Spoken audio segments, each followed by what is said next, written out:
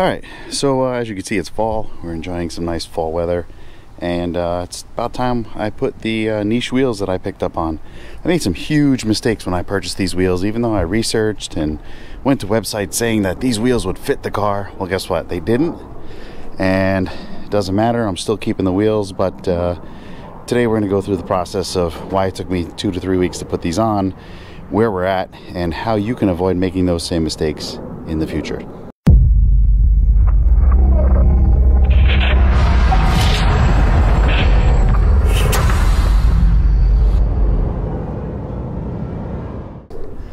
Alright, so first mistake I made, let's talk about the finish of the wheels. The finish on these wheels is a gloss black, and every wipe, every defect you can actually see on that gloss black.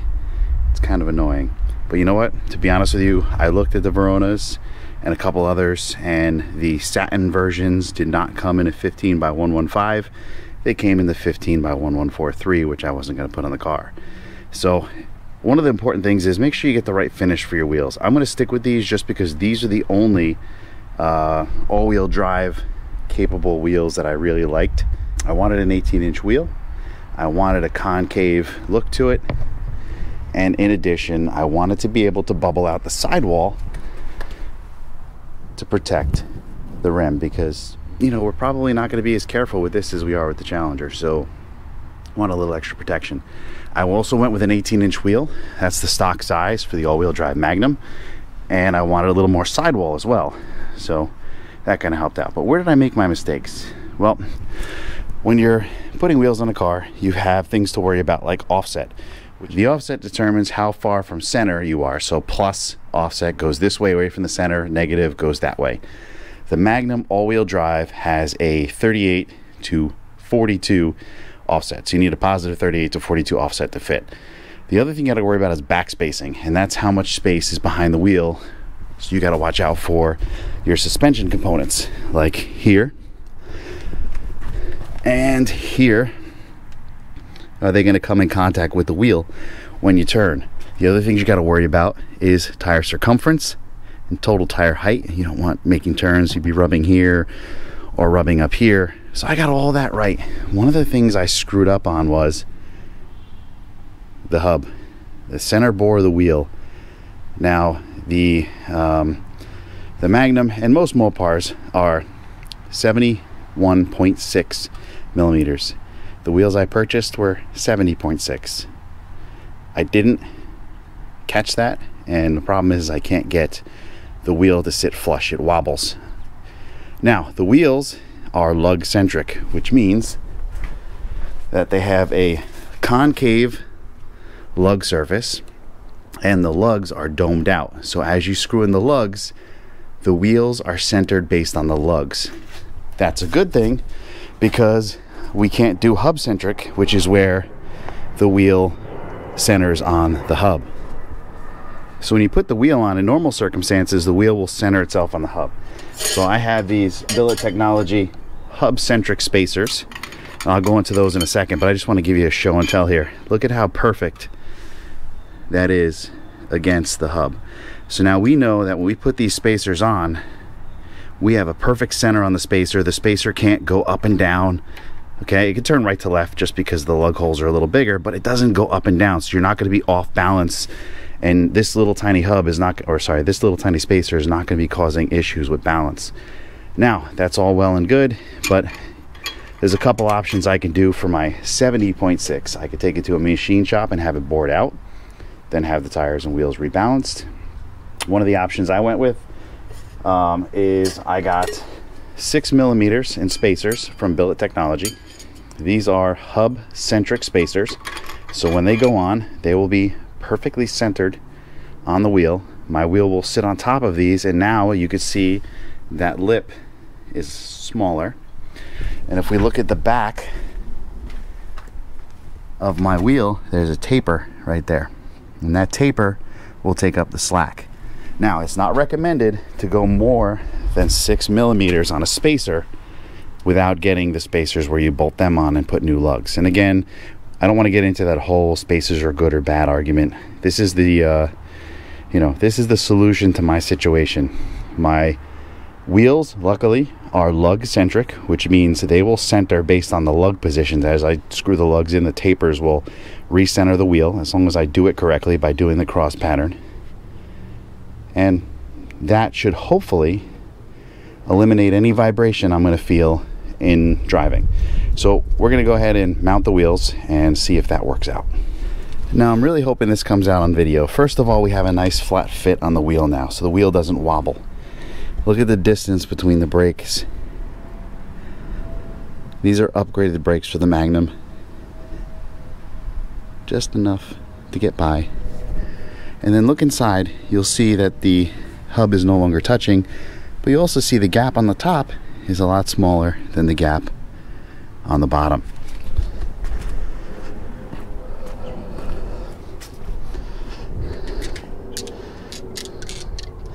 Now you'll see that these lugs here have a taper. And what that taper is going to do is it's going to lift the lugs, or lift the wheel into position and recenter it as I go. Here's a good spot to go over a few things I failed to mention in the video. In addition to making sure all your measurements are correct, and I go into detail on this on my site, workplaydrive.com, but it's also a great idea to test fit your wheel before mounting your tires. Because once you mount the tires, most places will not take returns, leaving you stuck with wheels that won't fit. Now, of course, I made this mistake, but as you can see, I was able to work around it. Now, before we go too nuts, I want you to take a look at the amount of thread that I still have left to catch. There's quite a bit of thread in there. And that's why they only recommend going up to 6 millimeters on the spacer. Any more than that, you want to get yourself a spacer set, or get yourself some longer lugs. That's another option. Go. All right. No wiggle, no wobble. Now if we bring you back into the center,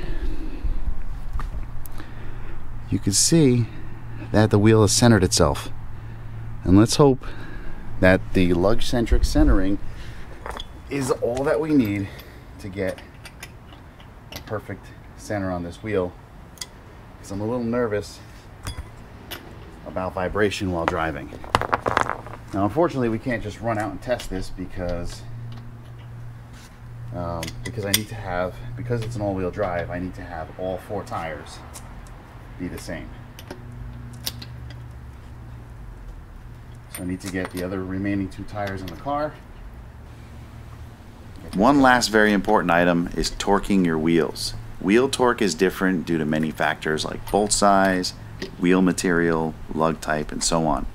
It's best to check your owner's manual for the torque specs on your stock wheels. With aftermarket wheels, check with the manufacturer or reseller at the time of purchase.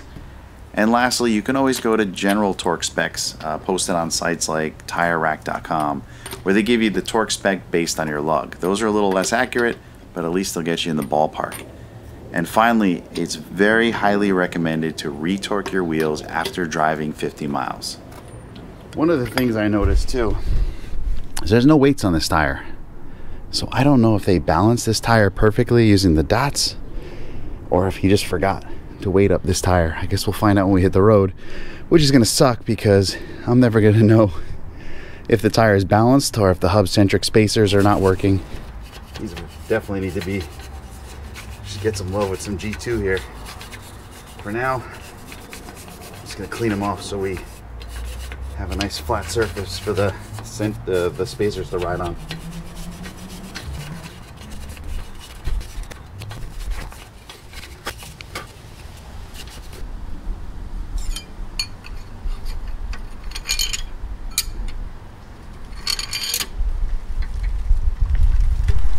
Ah, 1% battery.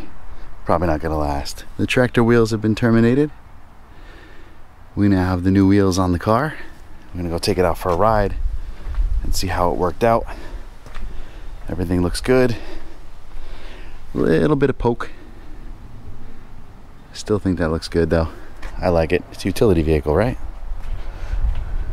Alright, let's get this thing on the road, leveled out, get the GoPro charged up. We'll see what we can do from there. Alright, well, the good news, we took these wheels up to speed and then some. All the speeds that we will be traveling on the highway, we floated at the 60s, the 65s, the 70s, and kept going. Not a single wobble, not a single rattle. So what worked out well is using Hub Centric Spacers to center the spacers on the hub to keep the spacers in balance. We're using Lug Centric wheels to center the wheels via the lugs, and it came out awesome. I love the concave look. Please ignore that rust, we're going to deal with that later.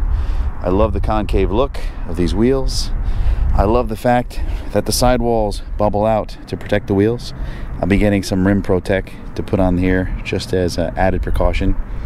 Also wanted a bigger sidewall because this is going to be my winter driving car, so hoping these Aturos hold up. And the reason I went with the Aturo AZ850s is because everybody asks how they drive in the winter.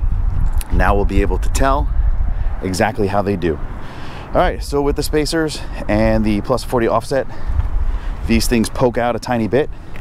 I kind of like the look. I also love the sidewall of the Aturo with the way it's nice and rounded. It looks awesome. The front pokes out a bit more than the rear. There we go. So you can see that pokes out a little bit. But again, I really do like this look, especially on this car. I mean, it's a utility car, you know? So we'll see how this does. And again, thank you so much to Heidi at Billet Technology for hooking me up with those spacers that allowed me to put these 70.6 millimeter center board wheels on my 71.6 Magnum hubs. These are the only wheels that I liked. I really wanted a concave set. I wasn't about to give these up just because of a tiny little issue with the center bore. So thanks again, Billet Technology. You guys have always come through for me. And now the Magnum is kicking butt. By the way, we got these wheels through Lighting Trends. Yes, Lighting Trends is now selling wheels. So if you want, check them out. I brokered a deal through the Deceptidart. If you're not sure who he is, I'll have all the information in the description below. He's a local club member, also another Mopar owner. So go check him out and check out Lighting Trends, because now they're not just for lighting anymore. So again, thanks guys, Lighting Trends, Deceptidart, and Billet Technology for getting the Magnum a little bit further along and ready for the winter.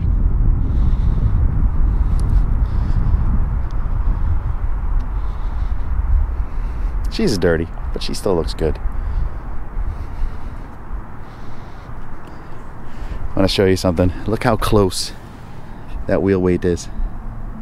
We're talking like a piece of paper could fit in there. I'm gonna have to have that moved maybe over here or a little behind it or something. Damn, that's close.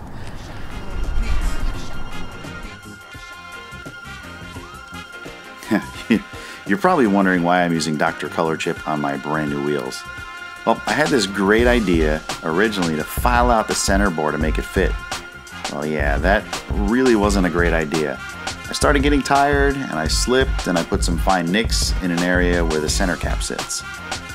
Thankfully, the Dr. Color Chip I got for the Pitch Black Challenger was a good match and saved the day. If you guys are interested in seeing the video with my results of using Dr. Color Chip on the Challenger, just drop a comment below.